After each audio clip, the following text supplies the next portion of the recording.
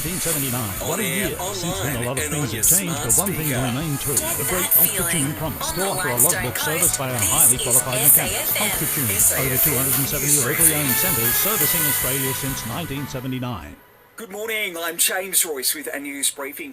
The PM concedes there's little he can do to cushion the blow from rising petrol prices. The South Australian Premier Stephen Marshall's written to Scott Morrison, begging him to cut the fuel excise to help keep the family budget stay on track. But the Prime Minister's told Nine that alone would do very little. Excise, where it is sat, is not going to change what the fluctuations are in price. I mean, we've seen it going from the $1.70s to $2.20. That's gone above the total excise you even pay. A day after announcing fresh sanctions on Russia, the US has announced $200 million in military support to Ukraine as it fights the Moscow invasion. It comes as Ukraine reports the deaths of 7 civilians, including a child, that were fired upon by Russian forces as they tried to flee a village near Kyiv. Well, the days of empty supermarket shelves might not be behind us just yet, with fears of more food supply chain issues in the future.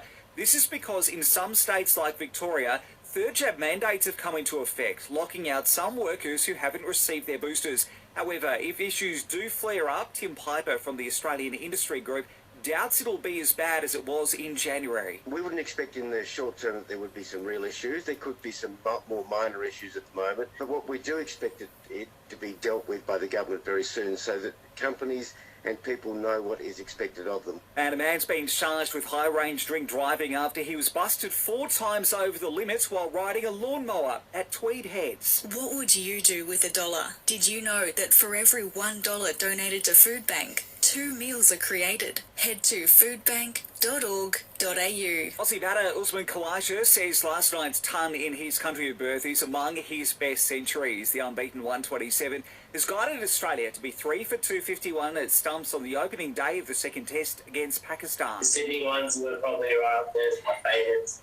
This one, up last week, hitting 97, it's got to be up there. And New Zealand's won the toss and sent our Aussies into bat in the Women's World Cup match that's underway in Wellington. A short time ago, Australia 3 for 68 after 19 overs. Selling the family home. Bill Furniture for you first. Checking Mount Gambier's weather, lovely sunny skies today, a top of 30 degrees, a shower or 2 tomorrow, a max of 28, and humid and showers again on Tuesday. Our Listener app is the new home of your local news. Join to listen live or on demand now.